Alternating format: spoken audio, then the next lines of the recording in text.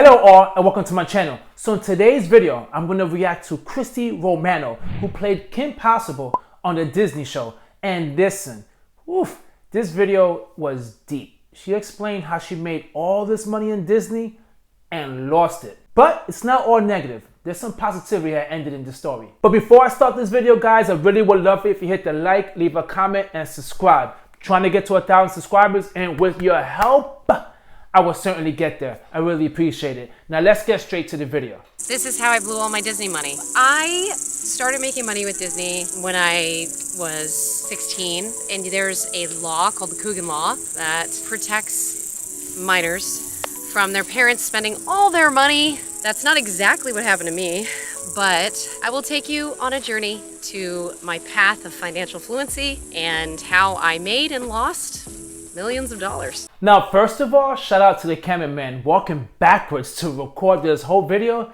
Wow, that's something else. And also, those loud ass crickets, bear with me guys. I know it's loud, but the story is interesting, so let's get straight to it. First of all, she mentioned the Coogan Law. In case a lot of you guys don't know what that is, that was created by Jackie Coogan.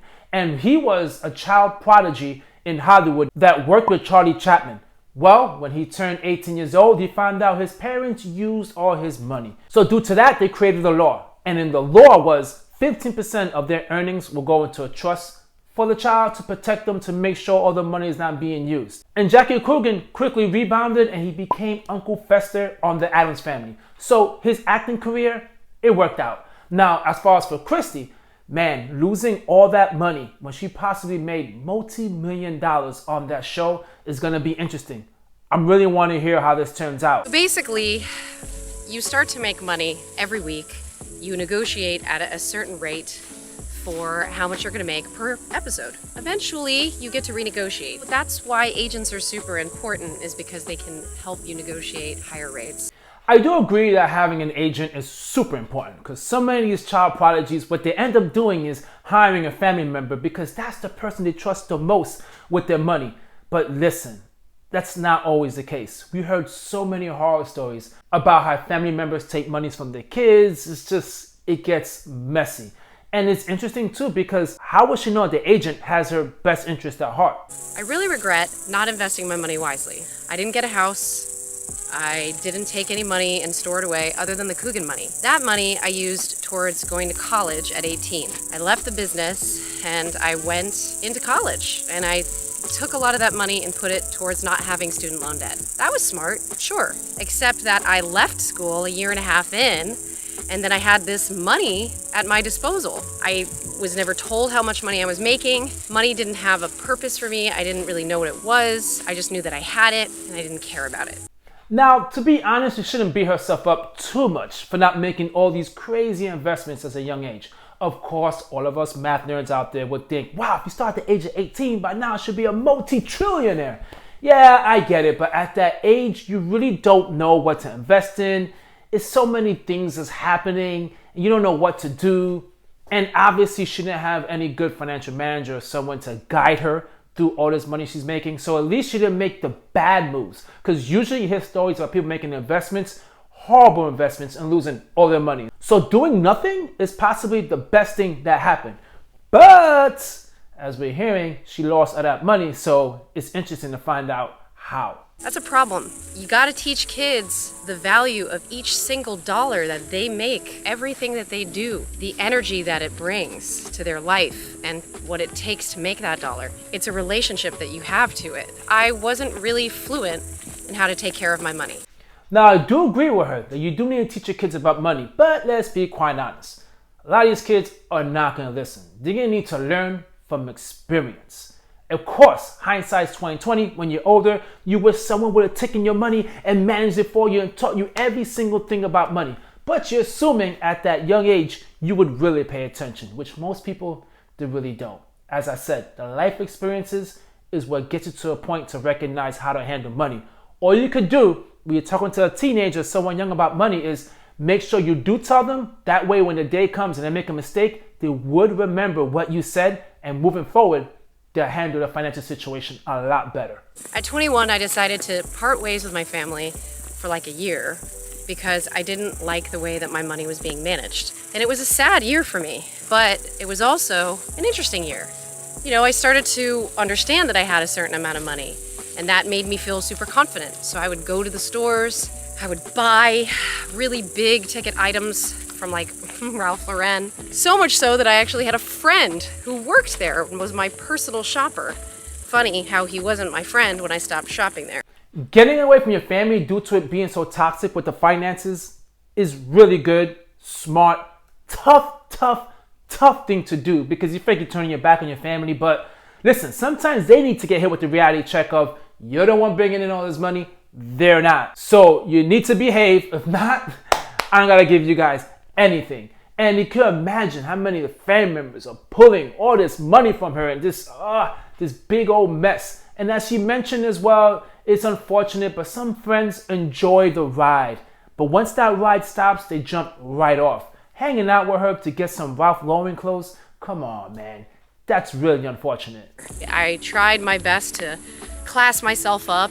At the time, I was also dating somebody who kind of gave me this like stigma of not being good enough.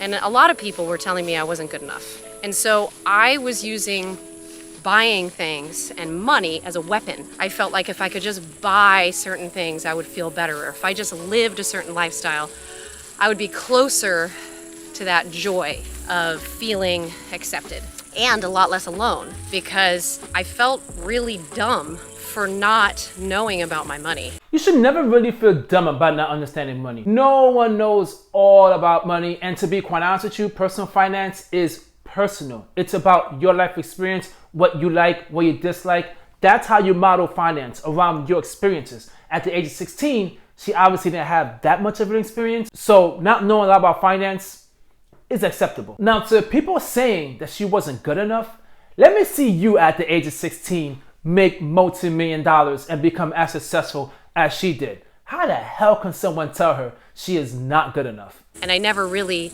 made peace with that. Even to this day, there's nothing that I can really do about the fact that money came and went. So for example, the biggest regret I have is that a psychic came into my life and managed to get a bunch of money for me. I will definitely talk about that another time. Oh wow, so she really been through it. She was even able to get bamboozled by a psychic. Out of all people, a psychic. How can no one tell her, listen, that psychic does not have your best intentions. Get the hell away from it. Why would anyone even need a psychic? I never understood it. I know it's out there. Why the hell do you need someone trying to predict the future? Do today to better your future. Why you need to know about how your future is heading? Psychics. Ugh. Some other crazy purchases that I made. I had a 72 Corvette that my uncle from Ohio didn't want, and so he offloaded it to me. I was having to do all this work on a car that I never even drove. I would have anybody that was dating me at the time, please drive my car. Please just drive it so that we can have fun together. That's so sad. There goes the uncle. There always is an uncle that steps into this scenario that just makes the matters even worse. Why would you sell your niece a 72 Corvette? Really? What the hell would she do with a 72 Corvette? She obviously had no interest, but she probably felt bad for the guy and bought it. People taking advantage of these kids is just really horrible. Thank you for the Coogan law, really. Anyway, I did away with the car. I bought, being the operative word, when you should really just lease, a G-Wagon, Mercedes, every month payment, really bad on gas. I mean, it was when it first came out too, so everybody was super into this car and I just needed to have it. I mean, you think you have this extravagant life and then real life hits you in the face. It's like, no, now you have to maintain the car. Now you have to put nice gas in the car because it's a particular type of engine. This girl literally had no guidance. I mean, not even to the point of telling her the vehicle you're getting requires a lot of maintenance, gas. That's just typical stuff. Now, not understanding finances, I get that. Not everyone knows how to handle multi-million dollars. Not everyone gets that. But come on, allowing your child to get that type of vehicle at that age and not say anything about it? Overall, I was not being taught how to manage my money. For example, when I was 21, I had a record deal, I had a book deal. And in that year, I made just about $1 million. And in that same year, I spent it. I pretty much had like a loss. And I know that sometimes that's like a good thing to report, but it's really not. You want to know that you've made money and that some of it's saved. Now, the unfortunate thing is she's been through what she's been through, and at the age of 21, she had another million, and she blew that too. It's really sad, and it's really unfortunate that she struggles with money so much. But as we're seeing in the video, she's smiling about it, so I'm thinking at this point, she learned her lesson, she got better with finances, and she's forgetting about the past. Because if you continue to worry about the past and how you had all this money and you blew it, you're just gonna live a very stressful, depressed life. So it looks like she possibly been through therapy or whatever the case may be to get over that hump. But man, that learning experience is probably gonna allow her to make so much money going forward and being smart and investing and doing the right things in order to reach financial freedom. It's really sad, but really there's no purpose in fretting about the past. Everything that happens to us has to be a lesson that we can grow from. I went back to school, and I went back to school on a grant so that I could finish my degree finally. And I think I was like 30, and I went back to school another time. But in the process of getting my degree, it was like 12 years long. So I'm just like a lot of people out there. I have student loan debt, and I'm trying to pay stuff off. And meanwhile, I have kids. Shout out to those people out there that regardless of their past circumstances, they're trying to move forward and do the right thing. She's trying to get her education, raise her kids, teach them, everything is possible. People make mistakes and we move forward. That is actually very inspirational. As I said, I'm very surprised that this story is not a sad story as far as like she was an alcoholic, she was on drugs, she was on antidepressant pills. It seems like she was able to overcome something that was so tragic and dark in her life that it's really inspiring. Now, my biggest thing about child actors, you aren't told that the work is going to slow down. In fact, I was told the opposite, specifically by my mom, some of my team, even my money manager at the time. Oh, don't worry, because the residuals come, or don't worry because you're going to keep making money. And it's interesting. It bred a sort of contempt in me. It was a tremendous amount of pressure. And I think I self-destructed, to be perfectly honest. Yes, of course the parents and the financial manager is pushing all this, saying, hey, everything's gonna work out, it's great. Why? Because those checks are rolling in. It's just unfortunate that a parent could put their child through such a very mental strain in order to support their lifestyle. Nothing to do with the kid, nothing to worry about how their mental health is and how they're struggling and how they don't fully get a grasp and understanding exactly what's going on and what they're committing to. They just dumped it on her, made her push and push to a point where, as she said, she self-destructed. She had no choice, y'all. We all would have done the same thing if we were in her situation. The tricky thing is that when you're young, you need to be taught the difference between an asset and a liability. So a dollar can either make you more money or you're just giving it away. And so when those numbers started to go down, I felt like I needed to just perform. And then the joy of performing got taken because all I wanted to do was make more money. And so, it very easily becomes about making money for you. I did a lot of movies I didn't want to do. There was a specific movie I actually did that I'm not proud of. And now I've got, 2 daughters. I love them dearly, and I would never, ever want them to go through what I went through. Basically, I did a nude scene. I had never thought in a million years that I would ever do something like this. I was America's sweetheart, morally sound in my mind. I believed in the Disney magic, I still do. And then I felt so exploited and marked and horrible. That's just like working a 9 to 5. Once you get all these credit card bills, the house, the car, the vacations, the kids' savings, your savings, all these things that you need to do, next thing you know, your 9 to 5 turns into a prison sentence. You're only working to just support your lifestyle. And if you miss that paycheck, your lifestyle gets ruined. In her case, and it shows you how bad a situation could be, is she had to do something that she did not want to do, which was a nude scene.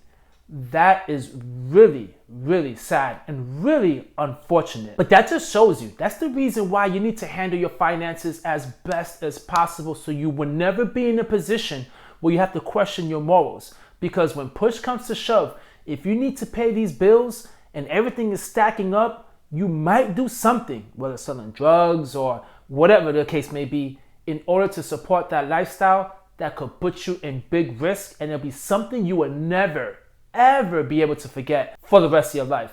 Guys, let me know how you thought about this video. I really thought this video was fascinating. It was interesting. She was so open and candid about her experience. I'm really rooting for her, and I hope she wins. And Kim Possible, I guess it's possible she could redeem herself and become rich again.